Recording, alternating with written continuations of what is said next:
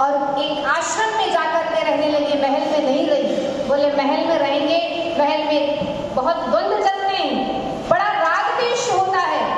महल में हम अपने बच्चे का निर्माण नहीं कर सकते, इसलिए राजन मैं अपने बेटे को एक ऋषि के आश्रम में ले जाना चाहती हूँ और वहां इसका निर्माण करती हूँ। देखो पहले के माता पिता कैसा अपने बच्चे के प्रति जागरूक होते थे,